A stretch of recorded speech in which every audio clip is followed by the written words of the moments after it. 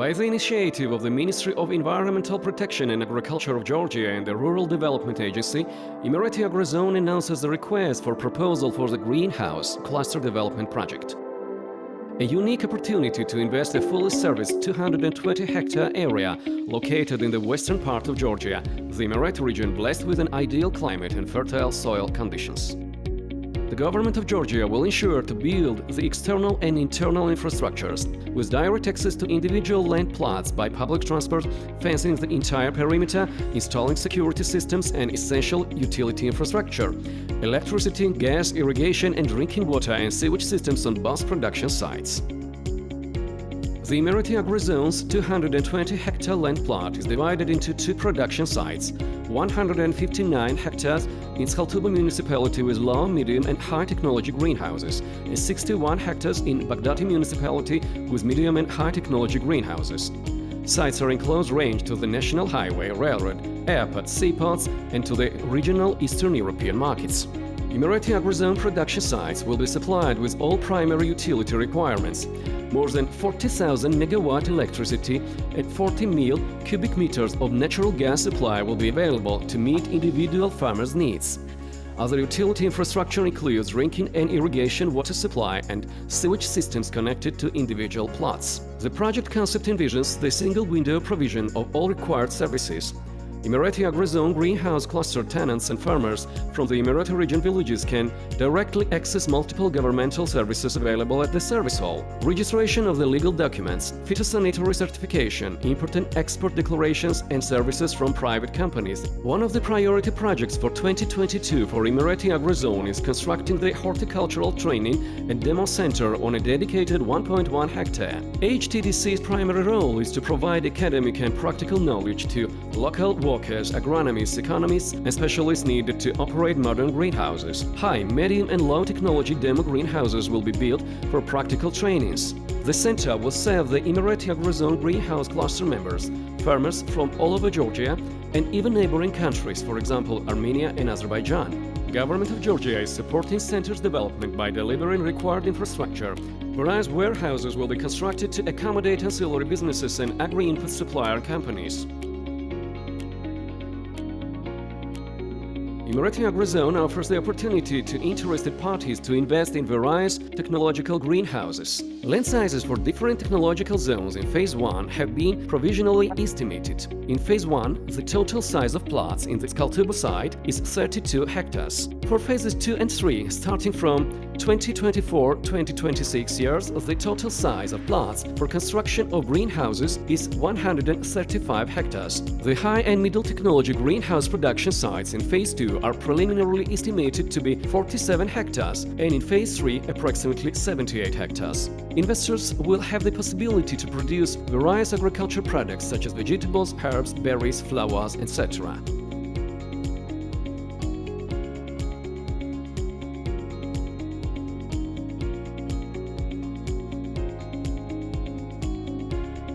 Imereti Agro Zone considers the collecting logistics center as one of the critical aspects of the Greenhouse Cluster Development Project. Total of 2 hectares is designated for the center. Collecting Logistics Center aims to collect agricultural products from the tenants and 5,000 farmers, recognized as a greenhouse cluster by UNIDO's research in the Imereti region around Imereti Agro Zone production site villages. The estimated total capacity of the Collecting Logistics Center on its Skaltuba production site is 240 metric tons per day. For full chain service provision, Logistics Center will provide the following services: collecting, sorting, grading, washing, packaging, selling, research and market data collection.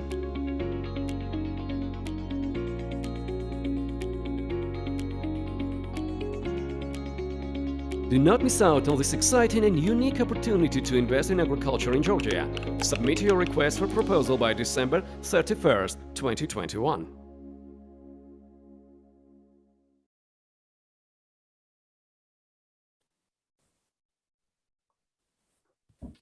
Okay, thank you, Leon, and I would like to one more time say greetings and hello to everyone who participate on our today's second sectoral investors briefing.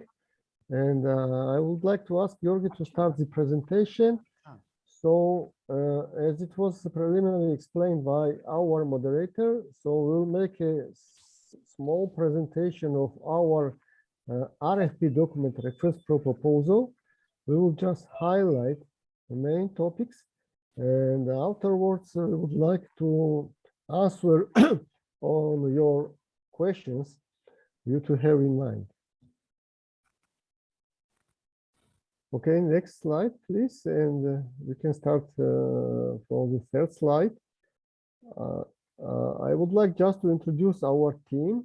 So, as you know, Imereti Agro Zone project is started in 2020. So we have a steering committee who is managing the development of our project.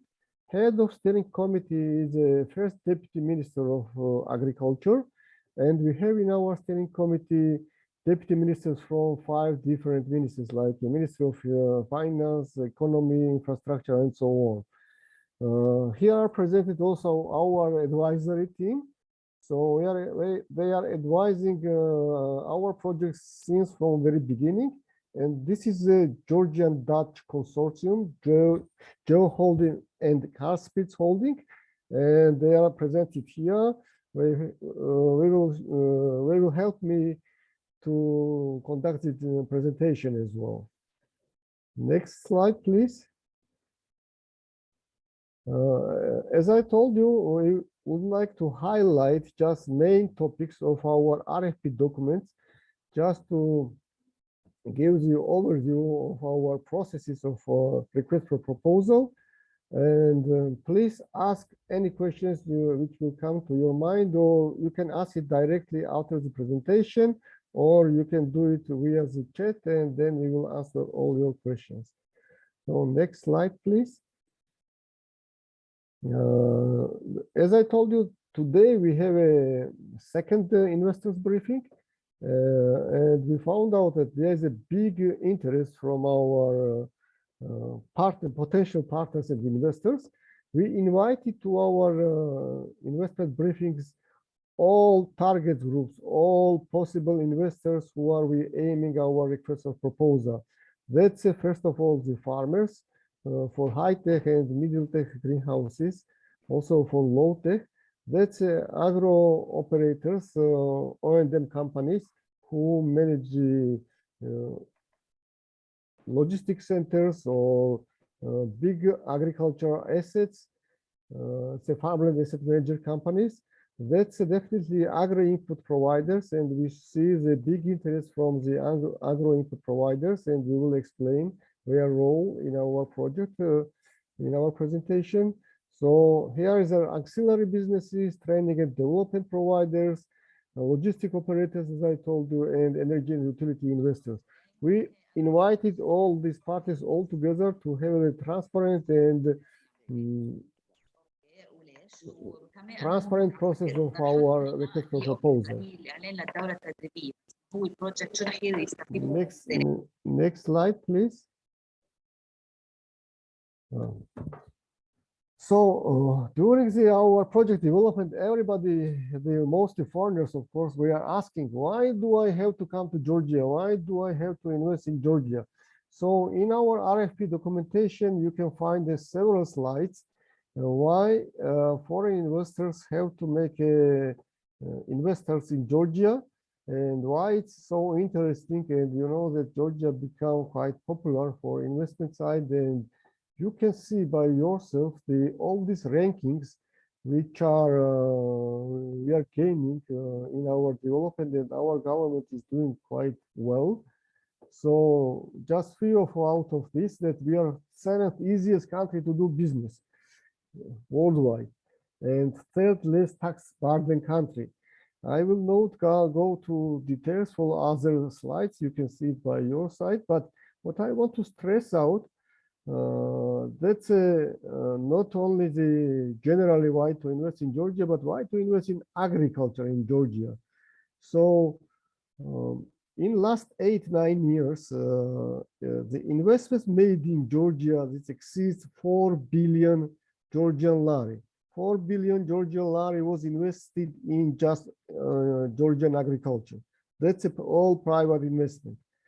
So we are doing very well with the export possibilities. And with this year, export amount is exceeded 1.1 billion US dollar. So every year is growing and growing export possibility, export amounts of agricultural products from Georgia, and the total amount of the GDP of agriculture is just 9.2%. Okay, next slide, please, Georgi. So our production sites are located in West Georgia, in Imereti region. And why we choose this region? Imereti region is very good. It has very wild climate for greenhouse operations. And historically, it's so that the greenhouse operations is developed since the Soviet time there. And recently, UNIDO conducted a survey in just Kaltugo municipality, and you see it in your picture here, that there are more than 3,000 small greenhouses around our production sites. Totally, that's a 77 hectare of greenhouses. It's not too much, but they are producing 70% of the herbs produced in Georgia. And most of these herbs is exported to Russia, Ukraine, some CIS countries, and we started exporting the Georgian herbs to Eastern European countries as well. They're producing also more than 20,000 different kind of vegetables, and more than 5,000 farmers are involved in these operations, in greenhouse operations. So you need to finalize their survey that they said that there is already existing greenhouse cluster in Imereti region. So our organization, Imereti Agro Zone, is considered to be a cluster development organization, and we will do everything for development of these clusters, and we will explain how we will do it later on. Okay, next slide, please. So why we choose? I already told that the Imereti region has a very good climatic conditions, very mild winter, not hot summer, which gives possibilities to greenhouse operators to reduce energy consumption during the winter and during the summertime as well. So the location also is very good for our production sites. It's very close to seaports. It's just next to the Georgia's main highway. We are very close to Kutaisi International Airport. We are just in 3 kilometers from the Kutaisi Airport, and we think that in the very nearest future, we will have in our Kutaisi Airport the agricultural terminal that will help us to export our produce in nearby countries like already existing markets, but also to start exporting to European countries and Gulf countries as well. On our territory, potential investors will have access to required energy resources, which is also very important. So for our production, we need at least 100 megawatt of electricity and more than 40 million cubic gas. So it will be consumed by our tenants. So access to this all energy utilities will be there, and government is preparing all needed infrastructure, and that's not only the utility supply, that's external and internal roads, that's a fencing, that's a land leveling, that's a irrigation and drinking water supply, that's a sewage system, that's a data cables, and so on. So full infrastructure will be developed on our territory, and that will give to our potential investors to start their operations very soon. So about the land plot characteristics, we have done full survey, geological and engineering survey of our land plots, and you can find all this information in our data room. So as soon you will sign the NDA agreement, which is a returnable schedule 1, and you can find it in our website. We will give you an access to our data room. There is available all technical information which was produced during this 2 years of the project development. Okay, next slide, please.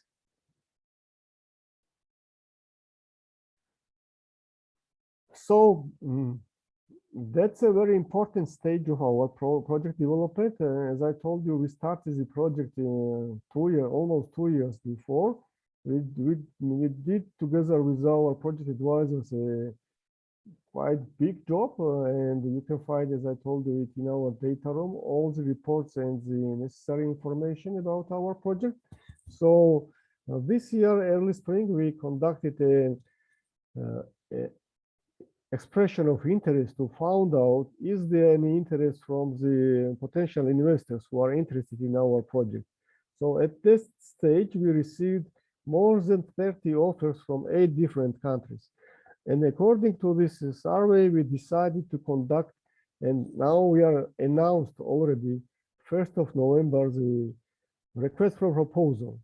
And you can find our request for proposal document on our website. So you see here, we have like 3 phases of development for our project, and now we are announcing request for proposal for our first phase, and we are giving the for sale or lease about 32 hectares of our land, and interested parties can buy or can lease these land plots for greenhouse constructions. And we divided our territory for different technological zones. That's a low-tech technological zone and middle and high-tech technological zones. Accordingly, we defined the prices for those technological zones. We invited third-party companies, that's a more international, who evaluated our land plots and valued them. So we set the prices for our land plots, and you see the prices here. So it's almost 78 lari for high-tech and middle-tech greenhouses to buy it, and that's a 34 Georgian lari for square meter for low-tech greenhouses. Accordingly, we have leasing and financial leasing terms as well. So interested parties can lease, rent the land plots, and it depends on the rates of inflation, rates of capital cost, and the duration of the rental period, and so on. So that will be defined during our negotiation when we will sign the contracts with the particular investors. Now I would like to invite Mr. Georgi Dadiani, CEO of our advisory team, that's a Geoholding and Cascade Consortium, and he will continue the presentation. Please, Georgi. Thank you, Archil. Thank you to the audience who is attending today's sector briefing. Let me shortly go through the slides assigned to myself, and the slide that comes to your attention is considered for the development phases of the project development itself. ES has defined several phases, 3 phases in all total, in which it would conduct the total project. So for the phase 1, ES has defined 2 years, 2022 and 2023, in which ES has assigned up to 32 hectares of land plots for sale and for the infrastructure development.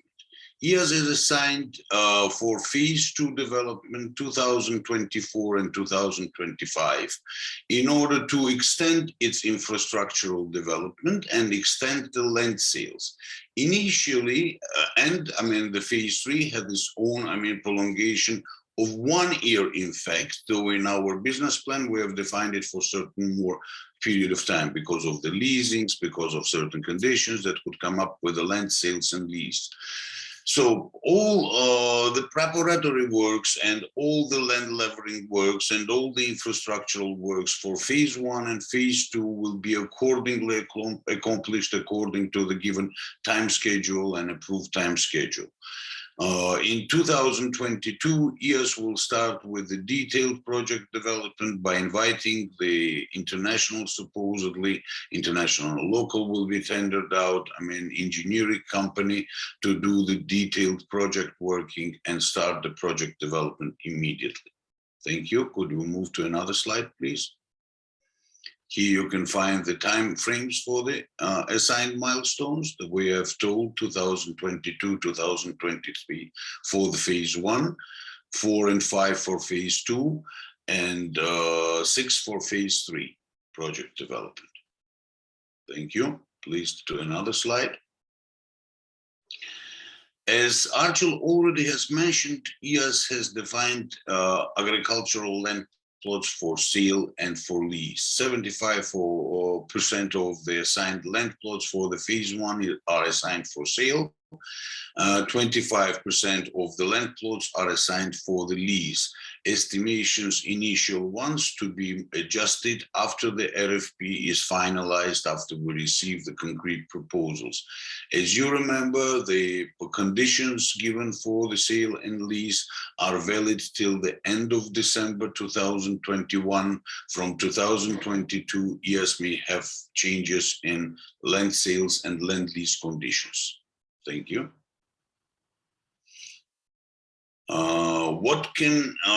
What is the advantage of the RfP period, and what is the preferential, sale and lease conditions that EAS could offer to its tenants who participate in this RfP announcement?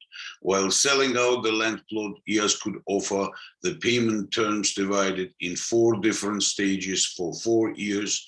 20% after signing the agreement on the certain land plot to be purchased and chosen by the potential tenant and or investor. 30% after 1 year in 2023, March 2023, approximately assigned by the time EAS could hand over the developed infrastructure promised to the tenant. 25 years after 1 year, so EAS could give a little bit more grace period for construction and developing the greenhouse, and 25 years, the last 25%, the last portion of the payment on the 4th year of the development of the project, so the tenant could have the opportunity to get some income from the sales of, the developed project. Thank you. Predefined mechanism for the foreign investors, that's the 14th slide. I think I'm passing, it's 14th, right? I'm passing to Eberhard Brothage with your permission. Yes. Thank you very much, Guga. Thank you very much, Archel. Ladies and gentlemen, good day, everybody. My name is Eberhard Brothage. Jointly with the other international experts from Geo Holding and Karl Spirz, I have been working with EAS since last year as a financial advisor. As both Archel and Guga pointed out, all plots offered by EAS qualify for sale to foreigners. I believe that this is a very important element of the overall proposal that we are inviting you to, as land is usually not that easily available for foreigners in Georgia. In order to arrive at this point, we have performed extensive research on all applicable laws. Also, new regulations were put in place by the Ministry of Environmental Protection and Agriculture and Ministry of Justice, and processes with predictable outcomes were defined to help foreign investors guide them through the process of acquiring land in Georgia. Also, to the best of my knowledge, this is the first time that English language translations of all laws and regulations are provided. As it says in the footnote to this slide, we are providing links to these documents, and I believe it's really important that the Ministry of Justice, through its internet platform, provided these laws for the public at large. I would also like to express our appreciation to all the ministries involved, our legal advisors, and EAS for facilitating this important step. As a result, the plots offered by EAS to farmers, to investors, to agro input suppliers, and other auxiliary businesses represent a special opportunity for foreign investors to acquire competitively priced agricultural land in Georgia, in particular when combined with the infrastructure development, the utilities provision, and the service offerings of EAS. This allows investors, farmers to fully focus on operating their agribusiness. Next slide, please. In addition to the purchase of land, land is also offered for lease. In such cases where investors or farmers wish to defer the cost of the plot over a longer period. EAS will show utmost flexibility in designing the lease terms to meet the requirements of potential investors and farmers. Lease rates will be set to allow EAS a fair, and I would like to underline the word fair here, return on the cost of capital attached to the plots and their infrastructure development. Finally, as Goga pointed out, that EAS offers concessional terms during the RfP process that we are going through right now for the purchase of land. EAS also for lease agreements will provide a special offer allowing for financial lease terms of up to 25 years. Thank you very much. And with that, I would like to pass over to Michael North. Yes, thank you very much, Eberhard. My name is Michael North, and I am a partner in Geo Holding and as such also in the advisory consortium. We would like to sum up the offer or what's on offer in this slide. The offer is itself valid until the 31st of December and is limited to phase one, where we are offering 32 hectares of land plots, concretely for sale, for high-tech and middle-tech production, and also low-tech production. Of course, land plots of phase 2 and 3 can also be negotiated until 31st of December, but we reserve the right to amend or change the conditions following phase 1 negotiations. Also on sale, also already in this phase, are the investments and co-investments in EAS itself as the holding company of the 220 hectares of land. Also HTDC, the Horticultural Training and Demo Center, is essentially also for sale in that sense, as it includes land and buildings that will be offered by EAS as a contribution in kind. Also, the collection center, the logistics center on the EAS territory will be up for sale as a private business. And finally, EAS Agro Energy and Utilities will also be up for sale. However, the sales of these businesses will be considered until the end of 2024. However, we invite every interested investors at this stage to offer their interest and open negotiations so that the terms and conditions can in fact meet the full interest of EAS and the necessary quantities that need to be provided through the development, the full development of the 220 hectares of land. The land ownership included in the sale of the shares has been also predetermined to a certain extent. So as I said, in the HTDC case, 1.2 hectares will be contributed. For the logistics center, 2.2 hectares are envisaged, and for the agro energy and utilities business, the area has to be defined still with further studies, as certain infrastructure related land may be included in that particular sale as well. So the prices also are on offer, as already mentioned before. We have just simply summarized them here on this table for your consideration. Thank you very much. And now I pass back to the other presenters. Thank you very much, Michael. And I'm taking over with the next slide entitled Regulatory Framework. Allow me a short introductory comment before I get to the contents of the slide. As Archil said at the beginning of the presentation, it is a good time to invest in Georgia.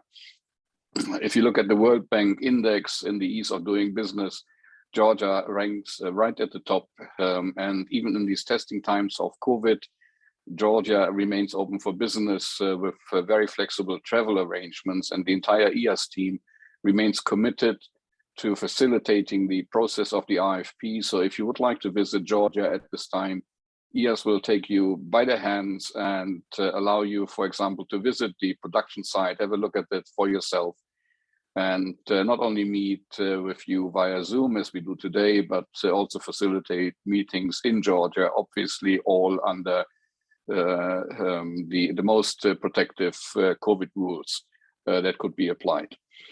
Investing in a foreign country sometimes can be a daring exercise, in particular, as I said, for foreign investors. And therefore, we paid particular attention to create full transparency of the regulatory framework, including the changes that were made to the laws in Georgia to allow for this RfP process. And I'm happy to say that both Georgian and international investors, operators, farmers benefit from a well-defined and transparent regulatory framework. The slide we are showing here enumerates the regulations that are applicable, and we highlighted already some of them. For example, that all land is available for sale or lease to foreign investors. Obviously, EAS will conduct formal sale and purchase agreements or lease agreements with successful applicants, which will then be registered in public registries, providing full property protection to investors. At the same time, EAS wants to make sure that the greenhouse cluster development turns into success from an agricultural development perspective. And therefore, certain conditions will be attached to the use of the land. For example, that it is not used for other purposes than the agricultural purposes that the Ministry of Agriculture pursues with this project. There may be other permits that may be required depending on the type of activity, in particular in agriculture and foodstuff production. As you're probably all aware, there will be numerous regulations in terms of sanitary health and the production and growing methods. And here I'm happy to say that EAS, as a one-stop, one-window service provider, has been able to attract also a services provision from the respective regulatory authorities, allowing you to deal with all of these additional regulatory requirements on the spot at the EAS facility. To sum up, EAS is very, very keen to attract foreign investors and also facilitate for Georgian investors a smooth operating of all processes, and therefore is creating full transparency in respect of all the requirements that attach to an investment that you make in the EAS greenhouse cluster development, and also extend a helping hand to everybody and guiding you through these processes. Thank you very much again. And with that, I would like to pass on to my colleague, Karel Spitz from the Netherlands.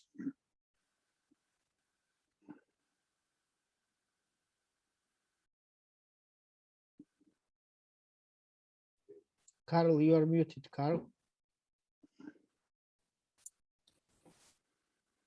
Karel, can you hear us? You are muted.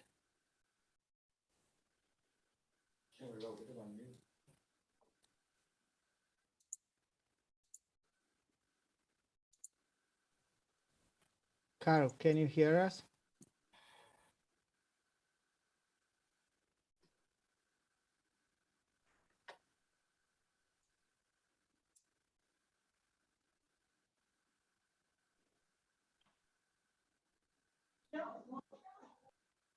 Sorry, looks like Karel has some technical problems. Carl, you're muted. If you can hear us, you are muted. We can't hear you.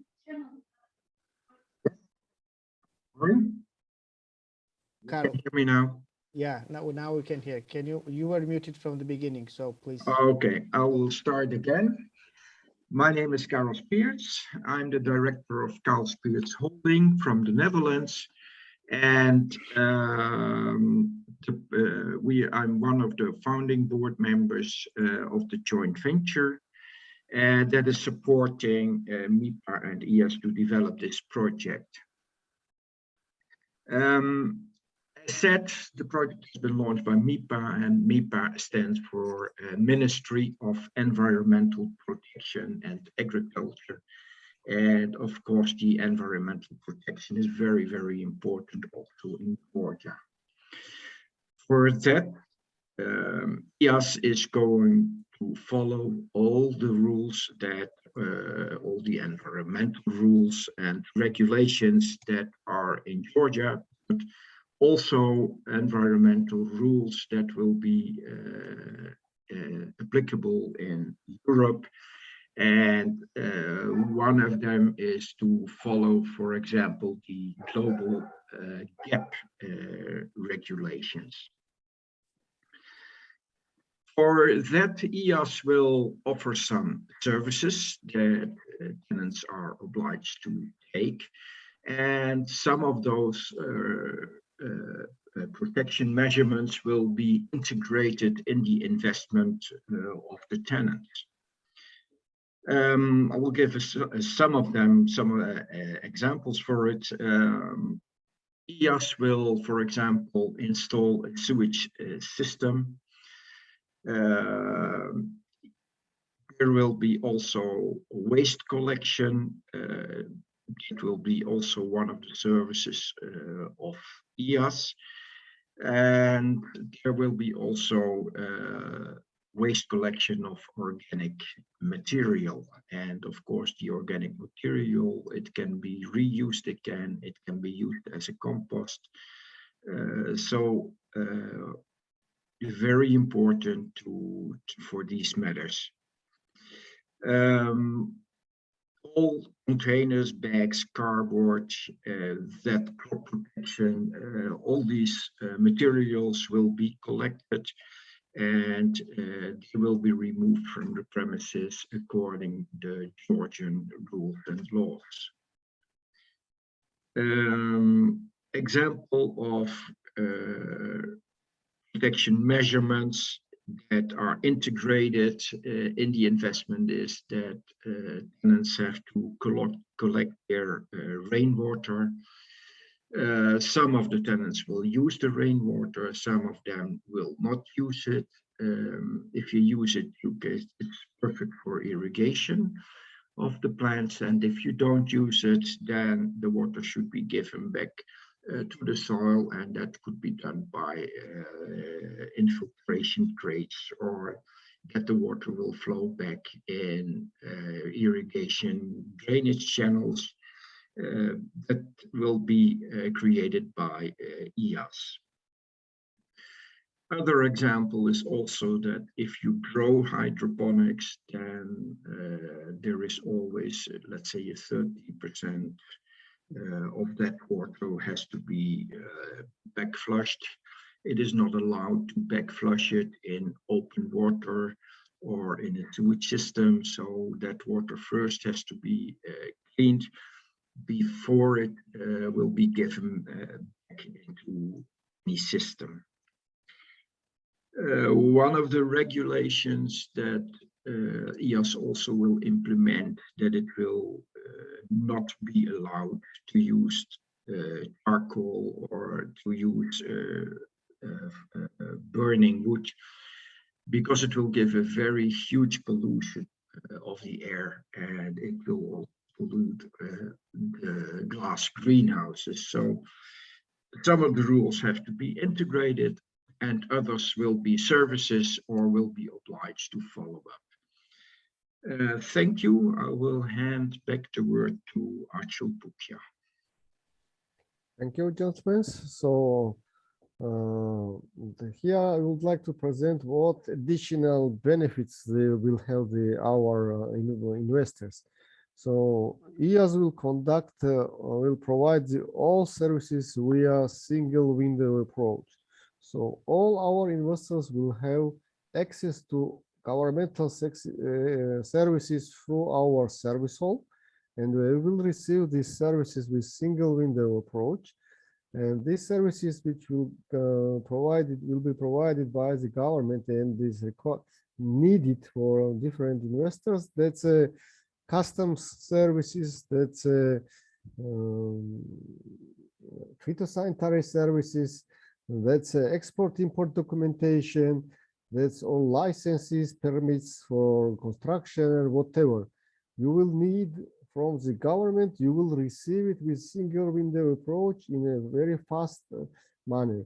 We will also provide these other services which will be provided by other partners, the third-party services like certification, laboratory testing, that will be provided by our partners also within our service hall with the single window approach. For the rest services which will need it for the investors, like in utility services or operation and maintenance or other infrastructure, we will set up the fee, and it will be pro rata according to their land plots occupied by the investors or the activities we will run on our territory. So we will conduct all the maintenance and operations of the infrastructure on behalf of our tenants, and that will make more easier their life. So I would like now to pass the word again back to Georgi.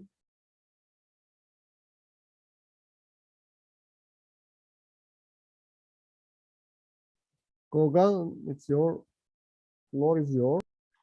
Yeah, here I am. Sorry, I was just busy typing the response, on one of the chat questions, that I will come back just in a minute after I finish my 3 slides, because thank you for addressing the slide to me. It's horticultural training and demo center that I would like to present to all interested parties. It's the priority project for EAS for 2022.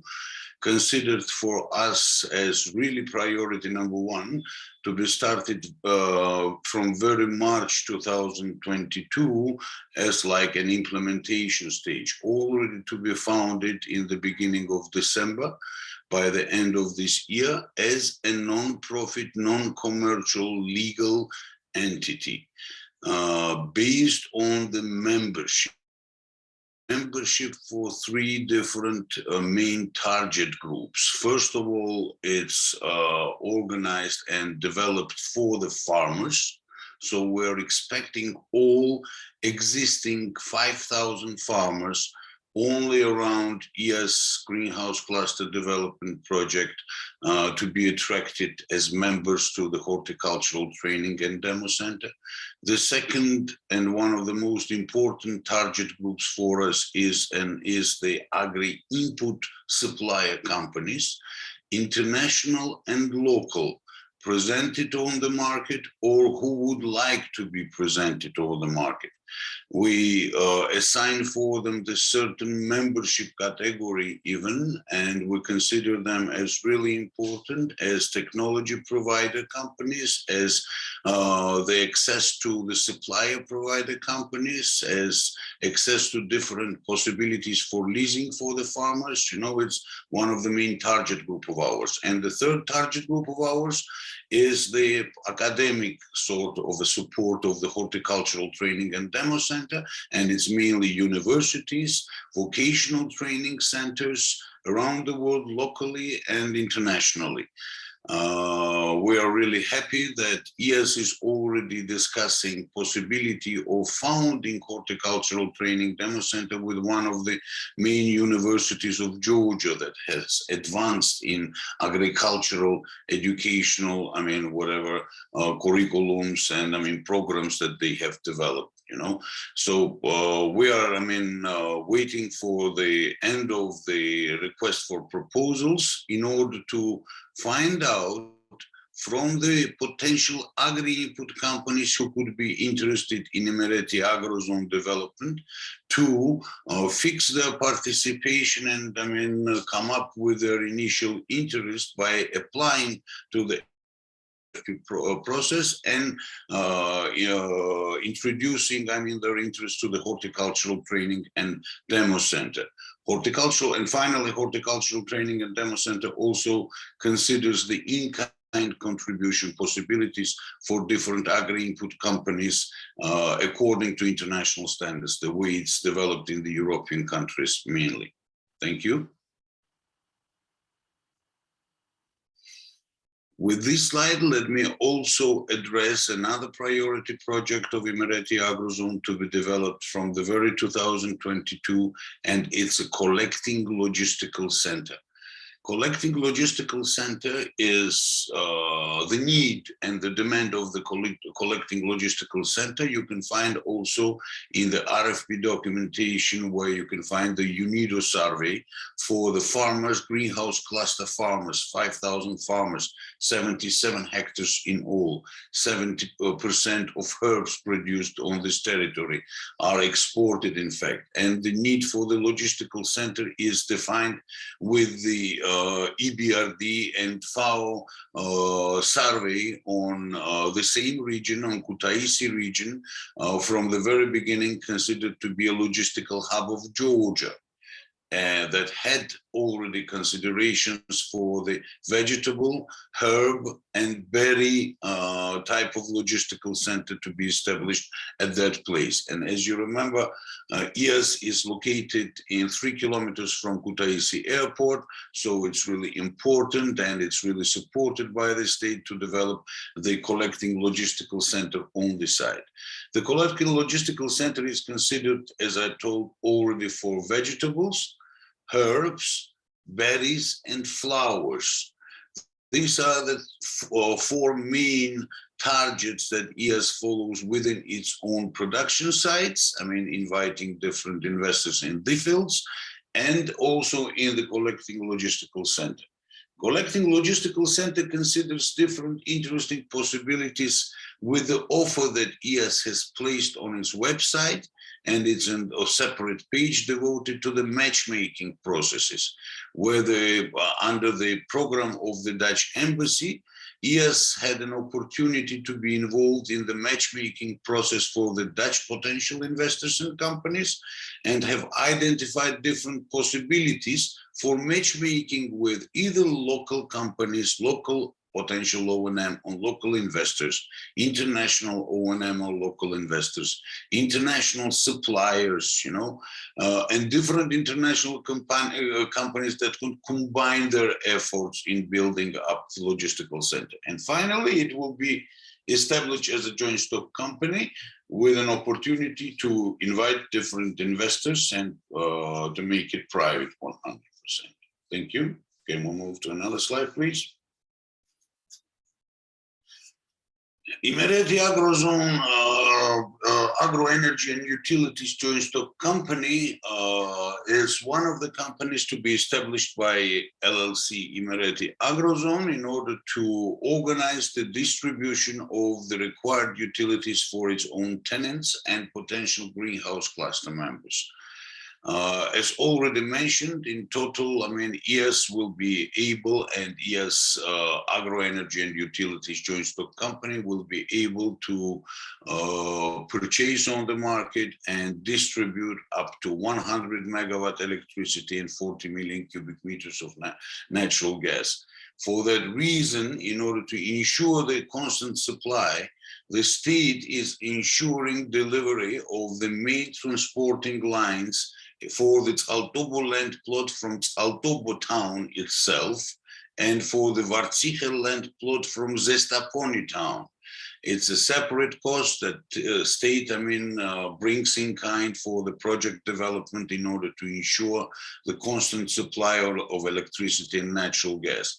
Otherwise, for the production facilities that would like to start their production immediately after buying the land plot, for example, like negotiating in February and buying it out in March to start their production facilities, let me inform you that the natural gas and the electricity is available on the site, but not in the quantities to cover up to 120 hectares of middle and high-tech greenhouse demand, of course. But to start with, and for the 32 hectares, EAS will be available to supply its potential tenants through Solar Energy Georgia, for example, existent on the market, or Energy Pro, that is existent on the market, and supply with the needed energy resources and requirements. Thank you. And finally, we come up to the Baghdadi land plot development phases, also delivered in fact in two phases, because it starts in our preliminary consideration from the phase 2 of the project development, assigned for it 2024 and 2025 for the phase 2, and 2026 for phase 3. But as I've already mentioned, while considering the same phases in Altubo land plot, slide, it's all provisional, and it's the plannings that we are following at this moment in time to be developed. But coming out of the RfP results, the plans can be slightly changed, and Baghdadi land plot can be also somehow included in the potential development if there is a demand, a concrete demand, because Baghdadi land plot, in fact, is a really attractive and nice production sites, and berries are really, developed all around, and we're bordering with berry plantation, and we have some kind of concrete local and international preliminary demand, on development of the site in that direction.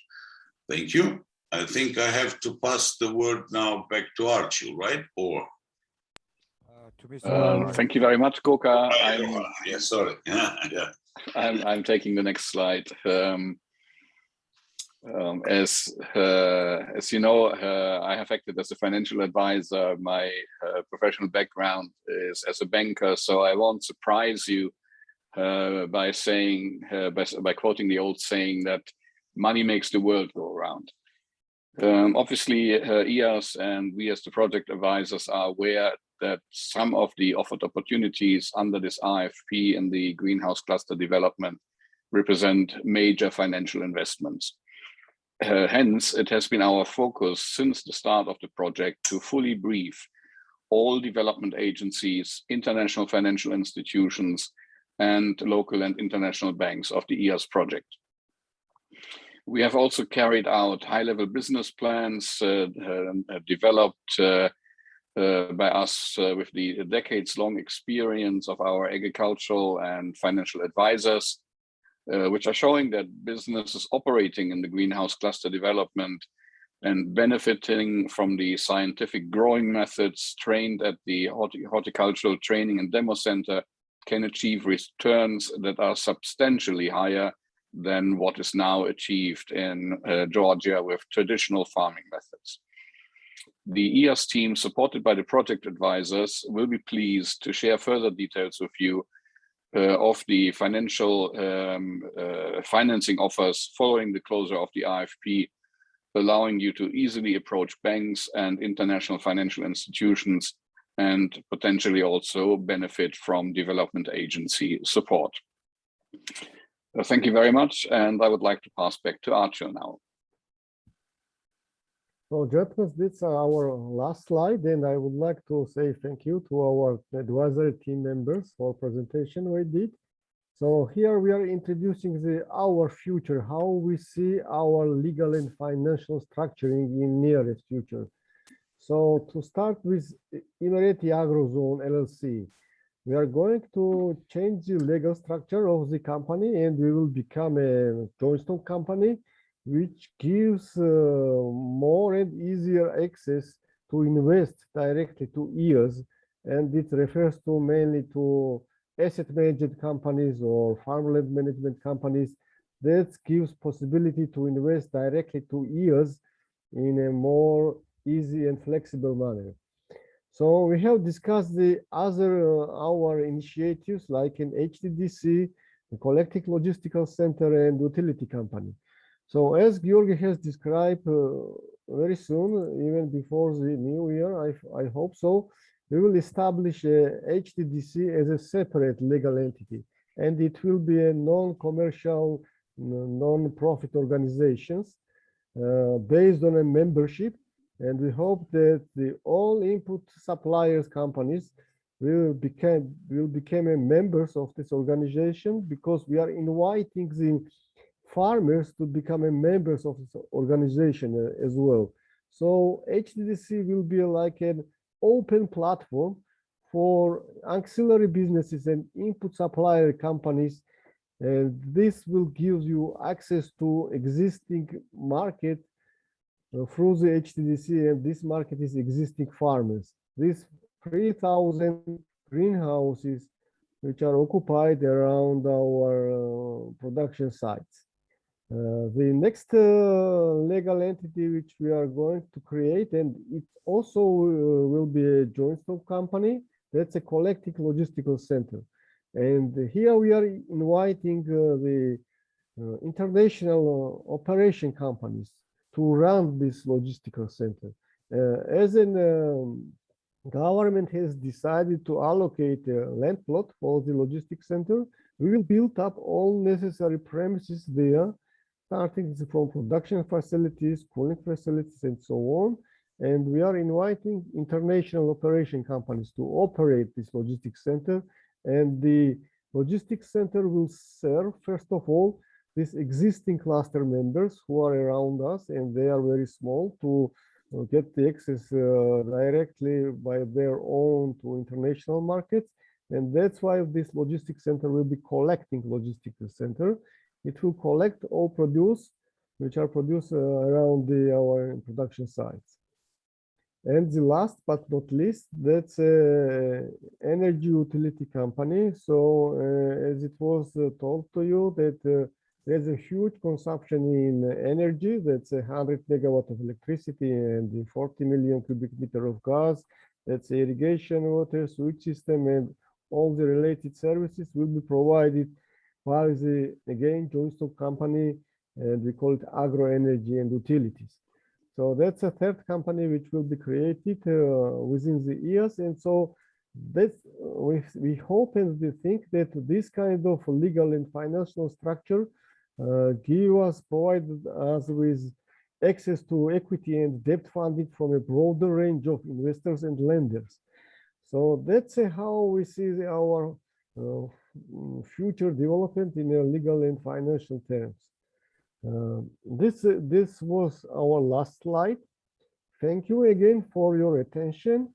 And now we are waiting for your question and answers. And please do not hesitate.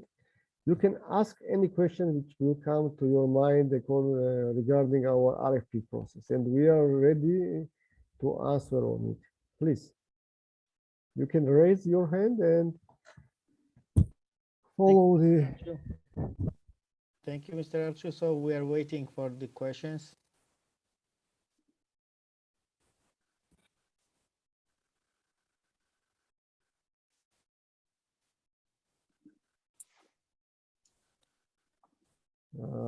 Okay, that people are thinking what to ask. Then I would like to share from ourselves. We just sorry for the interruption. I have one question. Please. Let me first introduce myself. I'm a project coordinator from Istanbul, Turkey. We are a power generation company focused on gas engines with biogas, landfill, and greenhouse power plants, power generation locations. In this project, will there be any type of carbon dioxide production for the greenhouse gas facility with gas engines or similar systems? Yes, we are thinking to develop this kind of generation as well. That's a CHP, as I understand. But yes, maybe I will ask Karel or Georgi to go more deeper to answer your question. Yeah, I think, yeah, sure. I think I can take it in the beginning, and if something is to be added, Karel will support, I hope, you know, in that sense. Yes, we are considering CHP facilities, and of course, I mean, it's two directions. One direction is supplying it with the private greenhouses, the private tenants who would like to use your technology.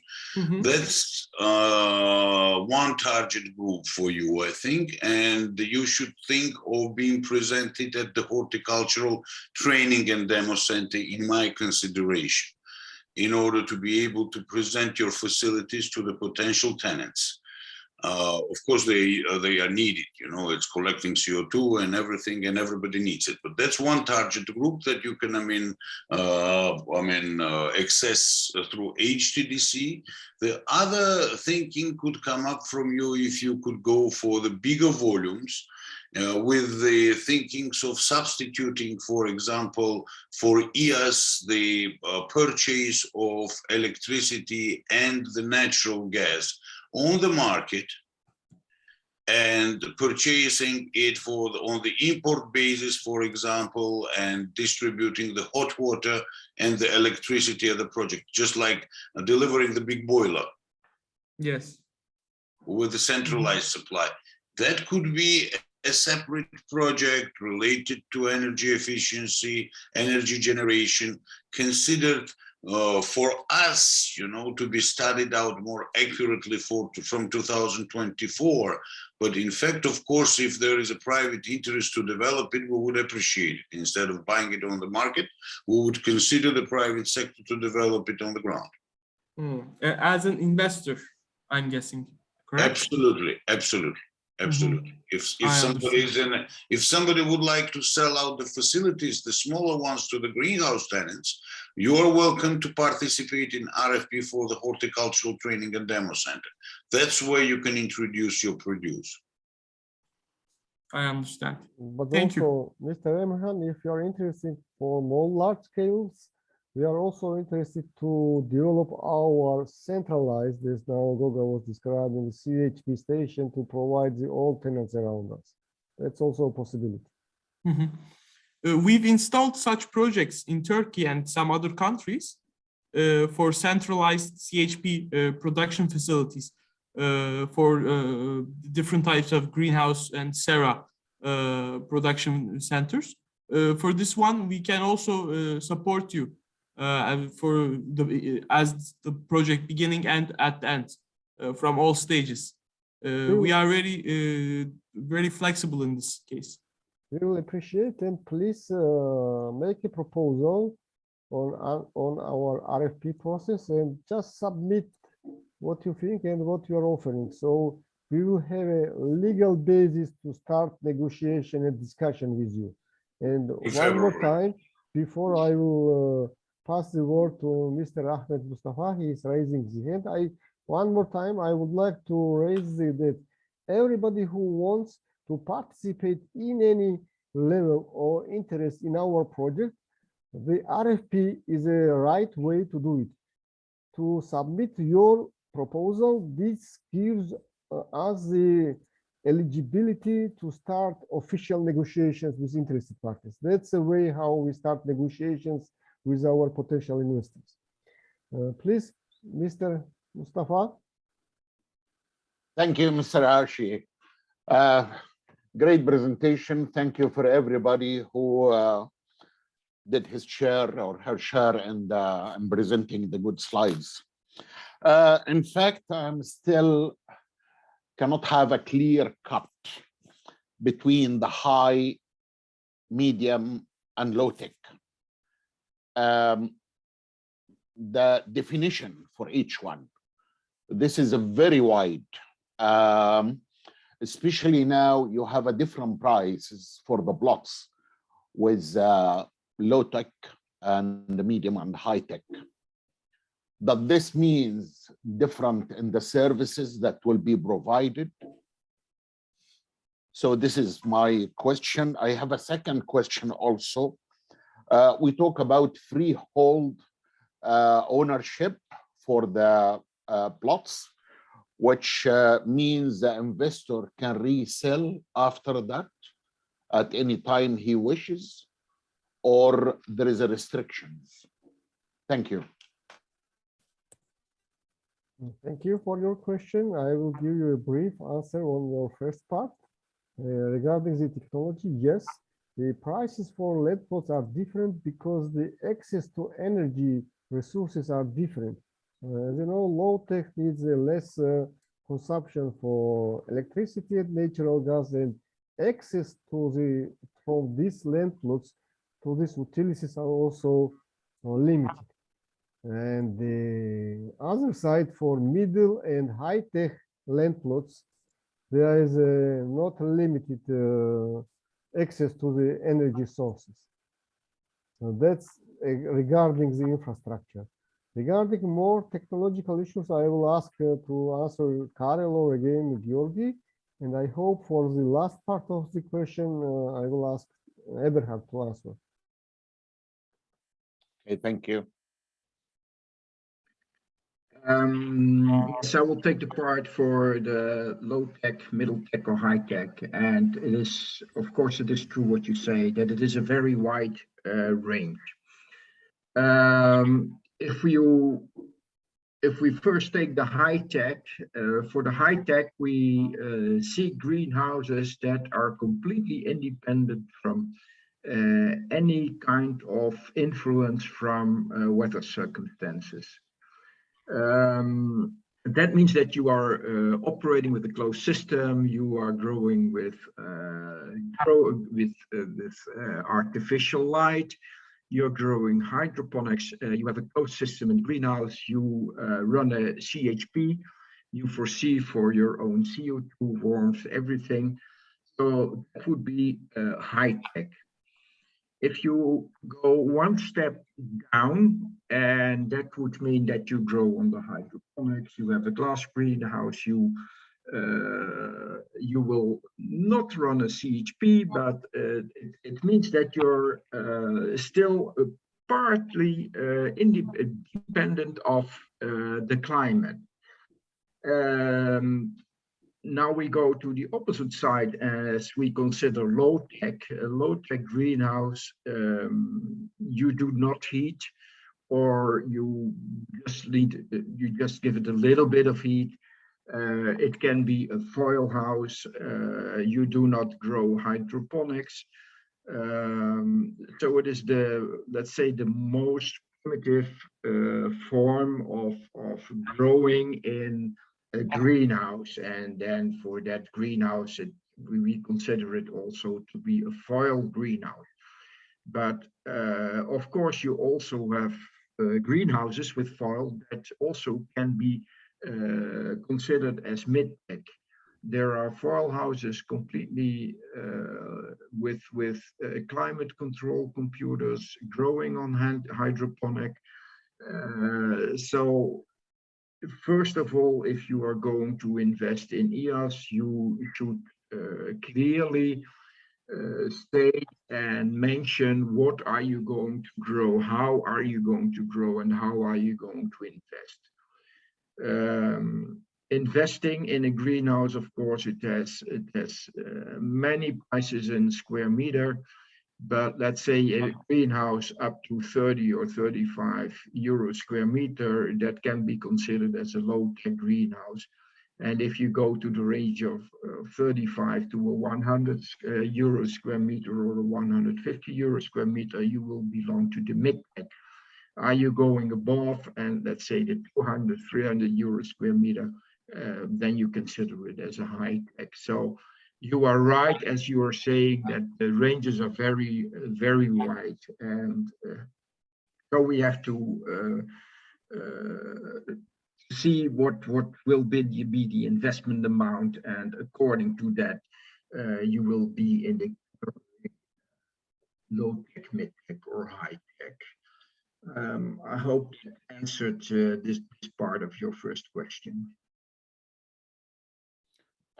Thank you. Just comment, say if I started with low tech, but later on decided to develop and so on, which could be considered as a medium tech and high tech, what there is again restrictions? Know that you won't give me the required energy. I am limited to this much of energy as long as I am within the project, or this could be changed later on? If you start with a low tech and you buy the land for the price of the low tech, so that means I thought it was 33 laris.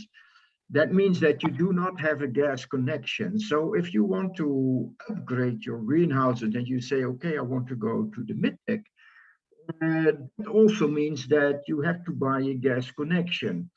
So these are all parts that you yourself in that time have to invest to. So in that case, the upgrade of the price of the square meter of the land will be done by yourself, because a gas connection is a very expensive part of the land. So hopefully so you can always upgrade, but that will be an investment that has to be paid by yourself. Or if you want EAS to make an investment, of course, then EAS can take the cost for the gas connection and everything, but that will have its price as well. Yeah, that's very clear now. Yes, yes. So it depends on the services that will be provided. And the investor is free to do what he wants, but if he needs the services, he has to pay for it. Correct. Yeah, okay, good. Thank you. This is clear for me. Okay, and the last part of your question, please, Eberhard. Yes, thank you very much, Mr. Ahmed Mustafa. You raise a very important point.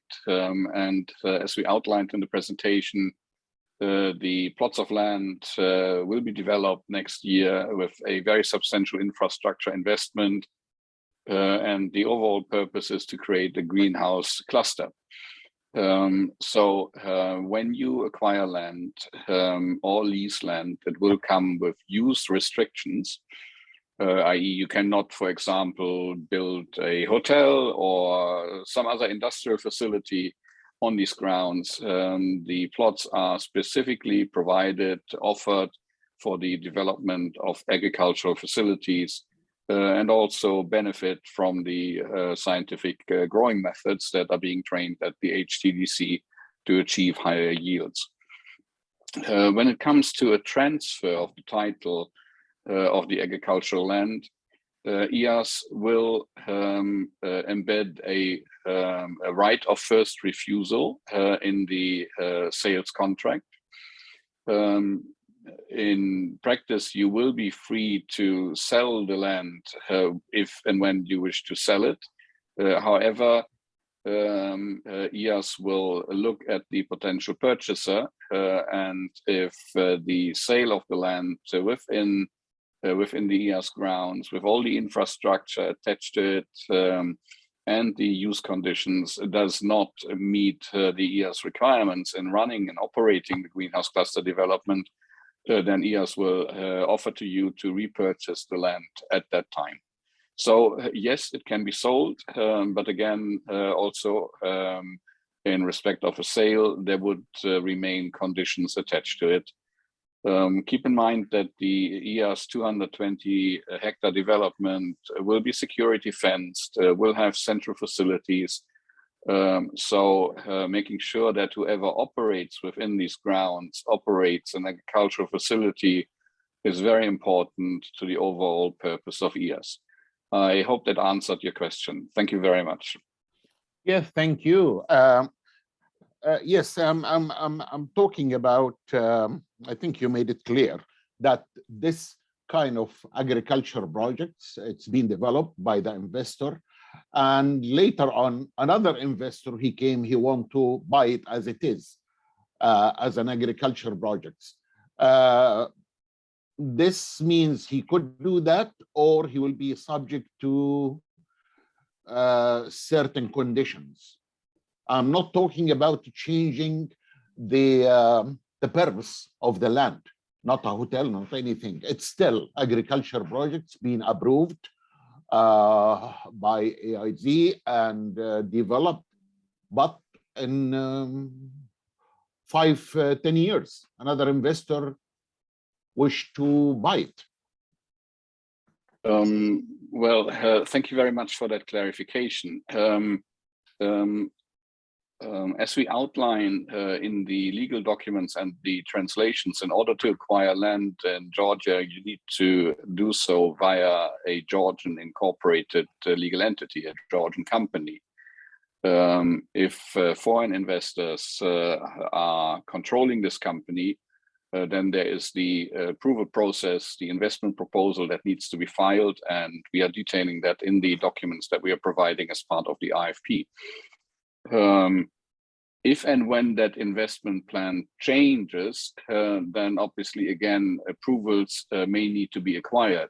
But from a purely legal perspective, you would not be selling the land. You would be selling the company that operates the greenhouse facility, and one of the assets of this company would be the plot of land.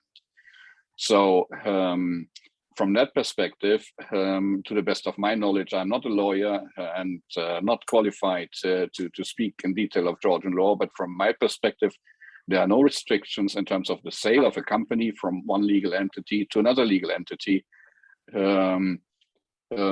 Always keeping in mind that if the ownership structure changes, for example, from a Georgian ownership to a foreign ownership, and agricultural land is involved, then the approvals from the respective committees through a clearly defined process needs to be sought.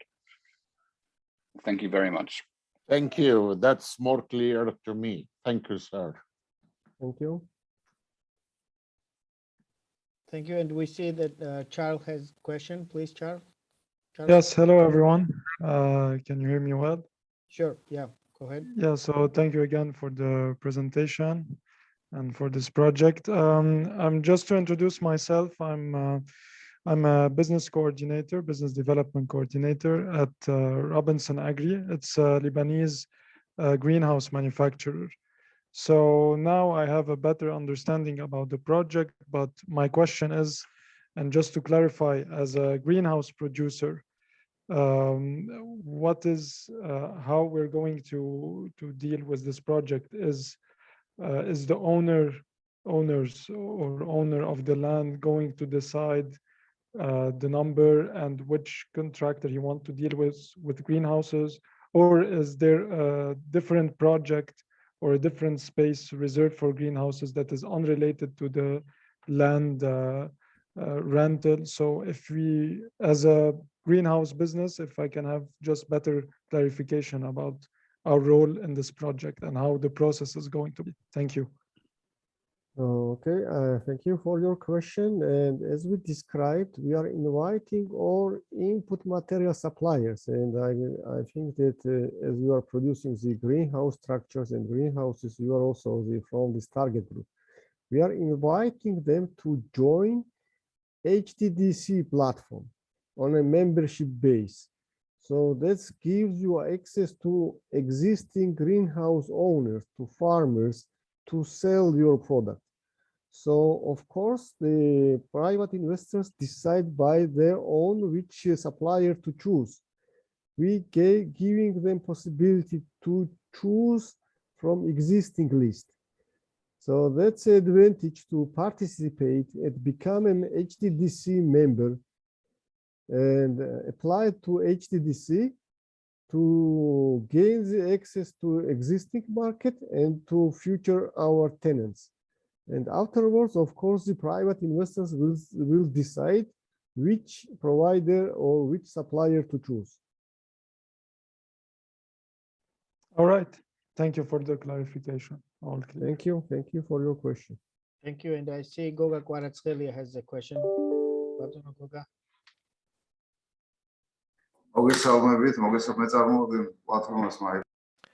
Hello, I represent my Fazendale and I have a question. Mr. Archil, you have mentioned the so-called platform, and are you working on a certain software, or are you going to cooperate with other software? Thank you very much for your question, Goga. We are not talking about digitalizing our platform. The most important thing is first to create the legal grounds for the platform. We want the platform to become operational And then, of course, we are thinking about that. Yes, we may think about digitalizing our platform because it will simplify things for farmers or other suppliers, because it will be easier for them to participate, and it will be easier to link these parties to one another, to link these people to one another. But we are now creating the training center, HCDC, that will be this will be a non-commercial, non-entrepreneurial entity. This is membership-based, non-commercial entity, and there will be different members like farmers and other suppliers and service providers will be there, and this legal and financial grounds or solid foundation should be created, and then we can think, well, what kind of platform they will be using, the members, I mean, so the actual platform or the digital platform. Of course, first of all, we need to create the right platform, and then we can think about the digitalization. To tell the truth, I don't know whether similar digital platforms already exist or not, but I think this is a topic for further discussions. Actually, we have a prototype, and we have the prototype of the software, and we can offer that to you. Okay, we can accept your proposal, and let me repeat for the Georgian audience specifically that most important thing is by 31st of December, please file your proposal, your opinion. Where do you see yourself in the whole project, whether it is the land purchase or creating a certain platform or using any platform? Please write to us anything. You can send us any proposal, because that will be the foundation for us to start negotiation with you, because this is the only legal way of negotiating with you. Please submit your proposal, and then we will be able and eligible to negotiate with you. Please, whoever wants to do something, send us the applications, your proposals until the 1st of December. That's the deadline, because that will create an opportunity for us to officially engage in negotiations with you. Thank you very much. Thank you, Archil.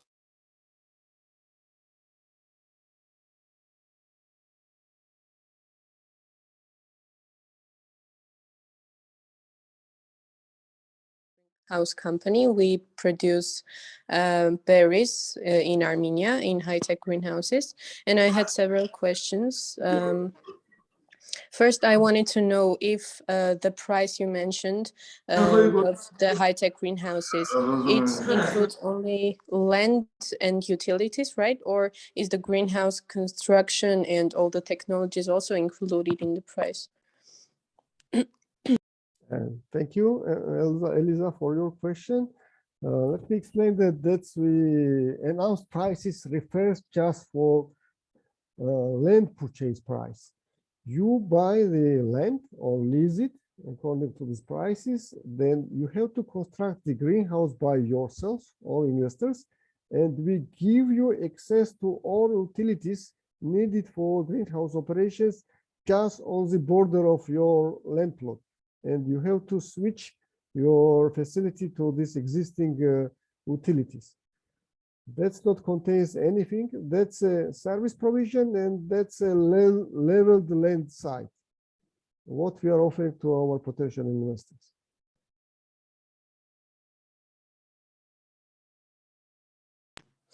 I also wanted to understand how the logistics center will operate. For instance, can anyone buy the services of this center, or only the members of the cluster can take use of this center? And also, are the farmers obliged to use this center, or will they be allowed to have any warehouse of their own where they can do the packaging? Very good question. Maybe as CLC was described by Georgi, maybe Georgi, you will join and you can answer more in details.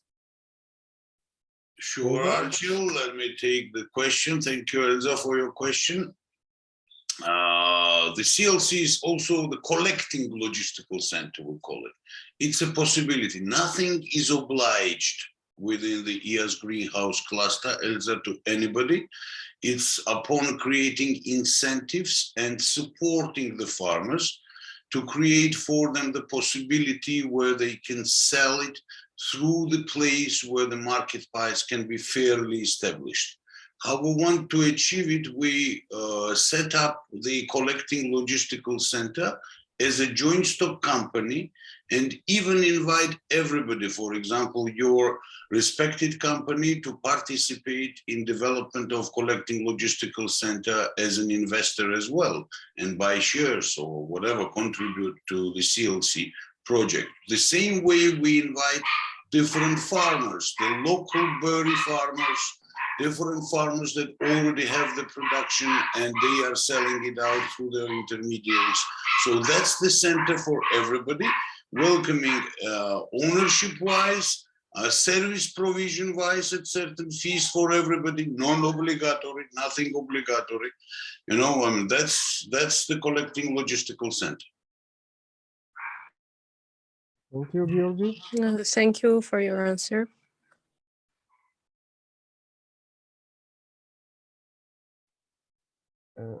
Any questions, please?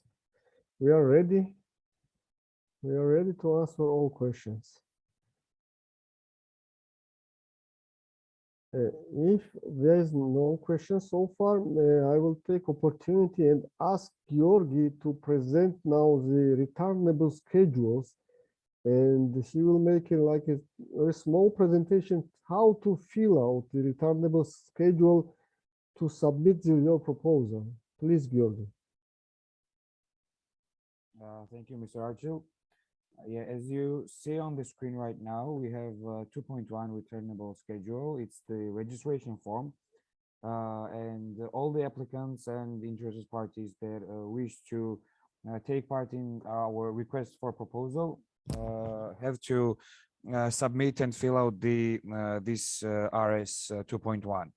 So this is applicant company information, where the applicant should write the names and role of the role on the projects in the greenhouse cluster development project, and also bear in mind that if applicant comprises a consortium, the applicant should write the members of the consortium. Each member, it will be 2 members or 3 or other number of members. And also, if the applicant comprises the consortium, the members of the consortium should appoint the lead applicant member, the lead applicant company of this consortium, and to name this company. Yeah, and this is for the 2.1 returnable schedule for the registration form.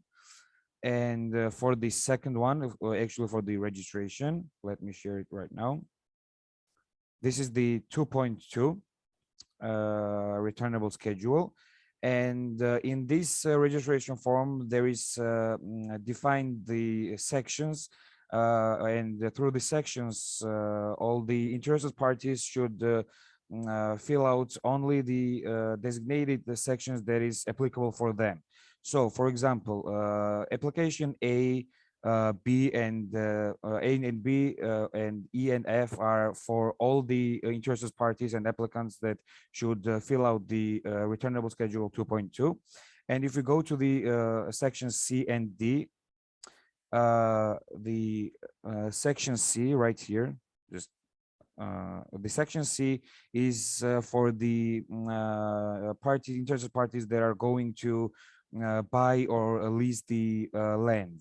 And here, investors should stress out the plot details and plot size in hectares, and proposed use for the plot. So naming the investor is going to build the high-tech greenhouse, middle-tech greenhouse, or the low-tech greenhouse. And also, one should write the proposed purchase price hectares expressed in Georgian lari and the total cost of the land.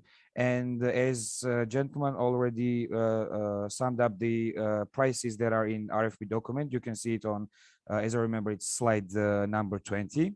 And also, if you're going to lease the land, it's the same for leasing. You should write the plot details. It's in Tkhaltuba or Baghdati site, and the size and the type of the lease whether it's financial lease or rental lease proposed.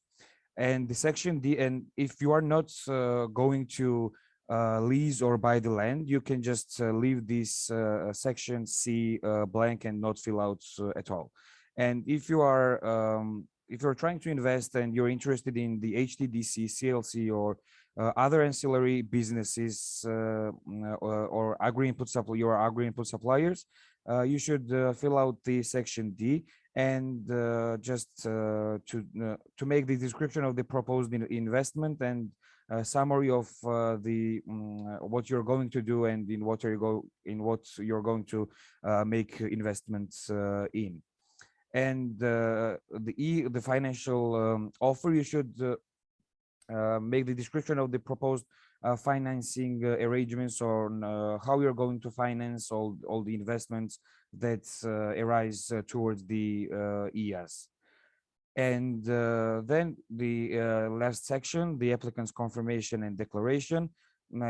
It's just the definition that one should write what applicant means, and if there are consortium members, just write the name of the lead applicant member that the consortium members have chosen.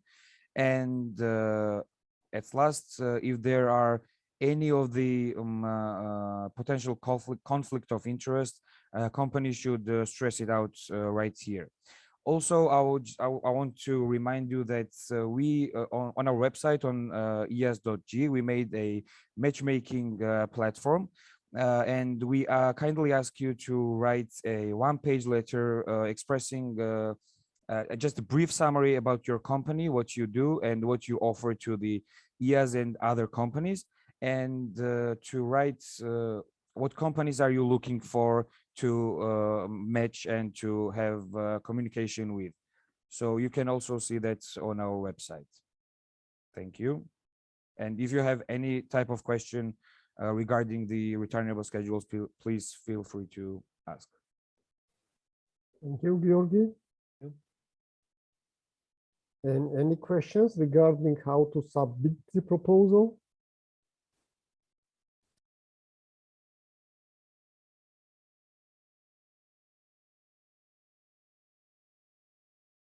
Okay, I do not see the raising hands, so it seems everything is clear, but still we will wait a couple of minutes if somebody else needs any clarification and has any questions, we are ready to answer. Please, Eliza.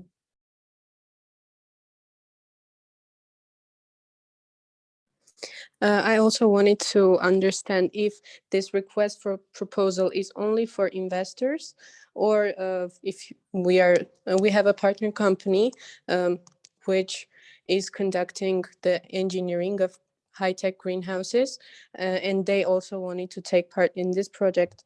Will they submit their proposal through this request of proposal, or is there some other kind of document which they have to fill in? Georgi, maybe you will answer. It's your...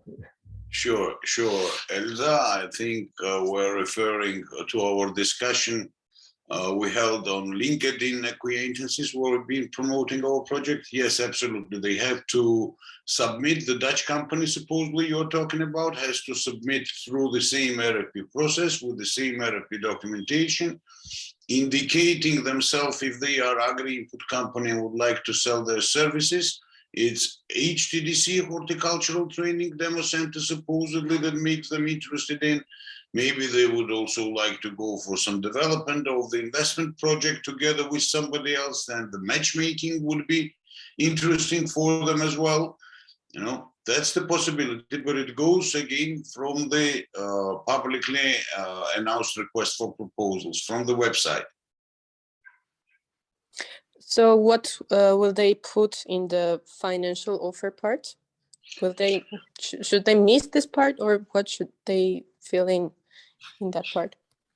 In the financial offer part, I think they should miss it out if they don't want to contribute to horticultural training and demonstration center in kind. if we're talking about the same possibility or the same discussion that I am remembering, we were talking about the small greenhouse somewhere in Abu Dhabi, right? I mean, that they would like to contribute or something like this as a show demonstrating center for them. It's in kind. They should indicate that if it's happening like that, if the contribution in kind in place, they should somehow define that they are planning to contribute in kind. If not, they want to participate as members in horticultural training and demonstration. Thank you. You're welcome.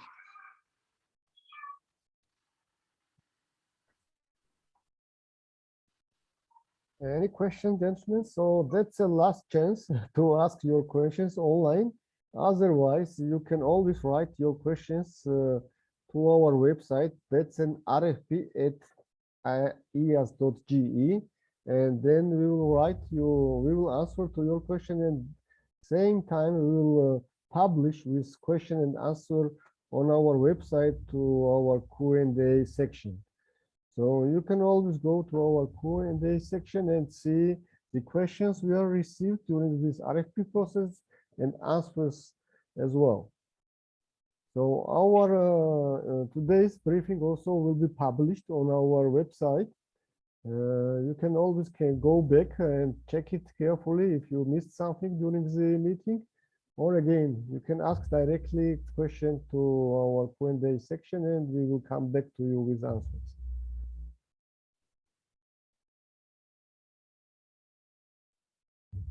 Okay, so is there any additional questions? Or gentlemen, if we wrote something in a chat and as I was following the chat, we tried to answer in the chat also the questions you are asking during our conversation. If there is somebody left and we did not answer on it, you can just raise hand and we will answer online. Are we missing something? Now, all questions are answered, and these questions will be placed actually in our Q&A section. Good, good. So if we are already more than 1.5 hours, we have our meeting, and thank you for your patience and for your interest. One more time, I would like to say thank you to all of you for your interest and participation in our industry briefing.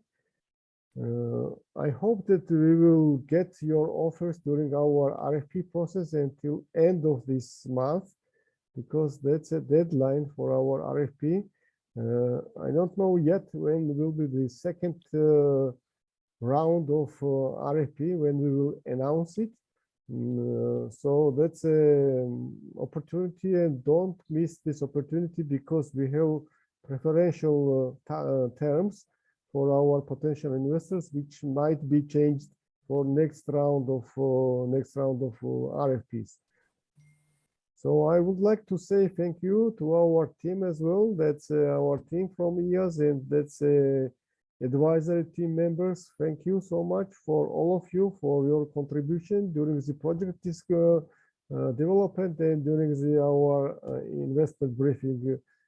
So now I would like to just open the floor to anybody who wants to say something, not question, but anything. So it's open, and all you are invited for the last words, please. I just want to say thank you very much for you, Archie, Ivan, and all the presenters. You made it sound very easy, but I'm sure there is a lot of very, very good and tedious work behind all of that. The presentation was good, and sure, we might have a few other queries later on, which I will address it to you. But thank you very much. Thank you. Thank you, Mr. Mustafa, for your interest.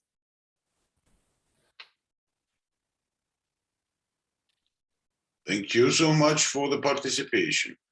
Thank you. Well, then let me chip in as well. It's been a very lively session. Thank you very much for your question and your interest in participating today.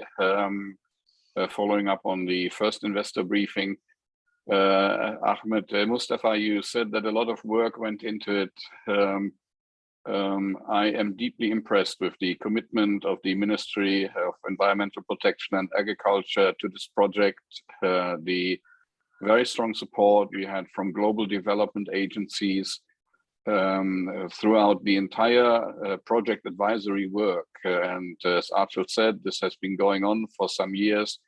We had the full attention and support of the MEPA, the Ministry of Agriculture, the Ministry of Finance, the Council of Ministers, the Ministry of Justice. I would think that I have basically interacted through my role as a project advisor with almost all of the Council of Ministers of Georgia. It is a very important project, and Archel and his team at IAS and the Rural Development Agency and MEPA are fully committed to making this a success. And that's why I'm happy to support it. As Archel said, make use of the opportunity to file your proposal. Goga pointed out that these are some really good plots of land with excellent infrastructure. I believe it's an excellent opportunity, and I would be delighted to see many of you again when it comes to the actual contract negotiations. And hopefully also at the time when the opening open house sessions at the respective greenhouse investments are held to congratulate you on your investment and actually producing agricultural goods for Georgia, for import substitution, for export markets, with the scientific growing methods that our Dutch colleagues are introducing to this cluster. Thank you very much again for your participation. And as I said, I hope to see many of you again. And if there are any questions, we are fully committed to full transparency. We'll answer every question that you may have. And for the benefit of full transparency, publish it on our website. That's something that we instilled in this process. So please don't hesitate to raise your hand even after this meeting, if anything comes to mind. And with that, I'd say stay healthy in these troubling times. For those of you who celebrate Christmas, I wish you a very happy pre-Christmas period and all the best wishes for the next year. Thank you very much. Thank you, Eberhard. So I'm joining the greetings from Eberhard's side and wish you all the best and waiting for your proposals. Thank you again. See you soon, I hope. Thank you. Thank you. Thank you. Thank you very much also from my side. Thank you. Thank you.